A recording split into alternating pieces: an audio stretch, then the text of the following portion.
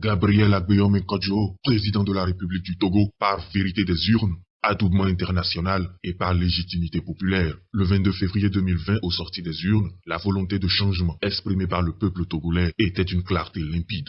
Du nord au sud, de l'est à l'ouest, tous les bastions électoraux de la dictature RPT UNIR sont tombés les uns après les autres comme un château de cartes. Une majorité écrasante de Togolais venait d'accorder son suffrage en faveur du candidat Gabriel Agbeome Mensah Kodjo. Les scènes de liesse d'un peuple togolais en joie, heureux de se débarrasser enfin d'une gangrène kleptocratique vieille d'un demi-siècle, a alors ému le monde entier. Tel le Sphinx, le Togo s'apprêtait à renaître de ses cendres. Notre peuple se voyait déjà entrer dans une nouvelle ère avec à sa tête un homme valeureux, intelligent, honnête et crédible au regard de son combat épique contre la dictature. Il fallait donc respecter et faire respecter la volonté des 72% de Togolais qui ont voté pour Gabriel Agbeome Mensah Kodjo. Malheureusement, la dictature qui emprisonne le Togo a choisi délibérément manquer son rendez-vous avec l'histoire. Il s'est une nouvelle fois illustré dans un domaine où seuls les régimes meurtriers, autoritaires et décadents font expertise: le tripatouillage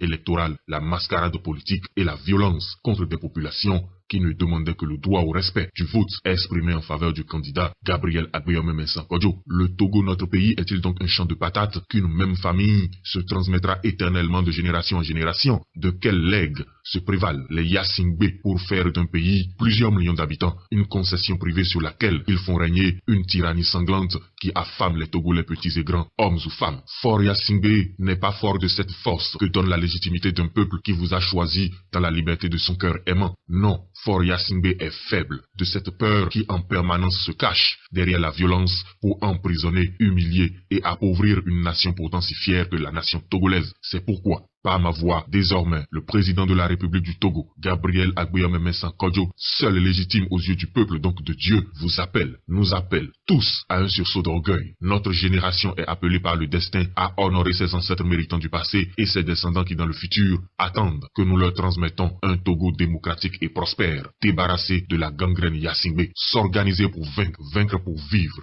vivre pour espérer et espérer pour construire. Voilà notre nouvel engagement. Le président élu, Gabriel Agbeome Mensah Kodjo, vous appelle donc à le rejoindre dans ce combat qui est celui du Togo, de tout le Togo. C'est notre devoir de mettre fin aux injustices, aux vols, aux nominations sexuellement transmissibles et aux violences gratuites contre nos populations. Il faut triompher du mal, mais pour triompher du mal, il faut d'abord se lever contre le mal. Alors, peuple togolais, lève-toi avec à ta tête celui que tu as choisi et qui porte ton onction, Gabriel Agbeome Mensah Kodjo, seul et vrai président de la République du Togo.